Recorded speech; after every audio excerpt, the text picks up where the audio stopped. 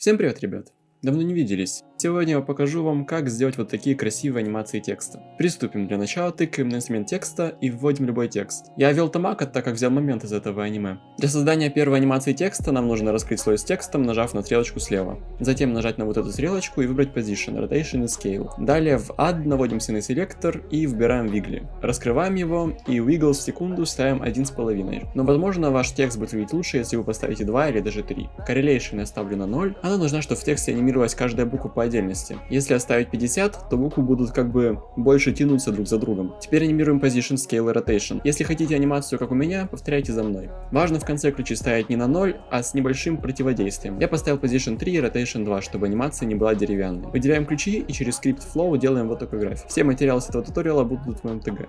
Немного корректирую анимацию, вы можете для этого менять сит и в целом всяческие другие настройки. Теперь я закрываю первый аниматор, снова нажимаю на эту стрелочку справа от Animate и выбираю Opacity, чтобы оно было именно в отдельном аниматоре. Ставлю Opacity на 0, раскрываю Range селектор и анимирую старт от 0 до 100. Анимация в целом готова, получилось неплохо, но я хочу добавить некую постобработку. Ищем и кидаем эффект Posterize Time и ставим его на 10. Он набирает кадр и получается прикольный Low FPS эффект. Дальше я решил анимировать Position уже просто на самом тексте по X, чтобы добавить чуть больше импакта. Я считаю, получилось реально круто. Теперь просто накинем Deep Glow на текст, а затем Drop Shadow, и первый текст у нас готов. Для второй анимации текста снова создаем текст, раскрываем его и в аниматоре выбираем Position, Rotation, Scale и Opacity. Далее в селекторе выбираем Expression, вводим примерно такие значения, как у меня. Сильно много лучше не вводить, иначе анимация может получиться слишком дерганой. Но кому-то может понравиться, так что экспериментируйте. Я лишь даю базу. Далее раскрываем Expression селектор и кликаем с Alt на Amount. У нас вылезает такое черное окошко, в него вводим наш Expression, который я также оставлю в своем телеграме. Теперь пронастройте здесь. Delay — это задержка появления, фреквенция, частота анимации, амплитуда, думаю, так понятно, а Decay влияет на то, как долго будет длиться наша анимация, как бы затухание, можно сказать. Я ввожу такие значения, вы можете тоже отталкиваться от них. Получилась такая анимация, и теперь я хочу ее разнообразить. Делаю новый аниматор и добавляю туда Position и Rotation, ввожу вот такие значения. Затем добавляю Wiggly селектор.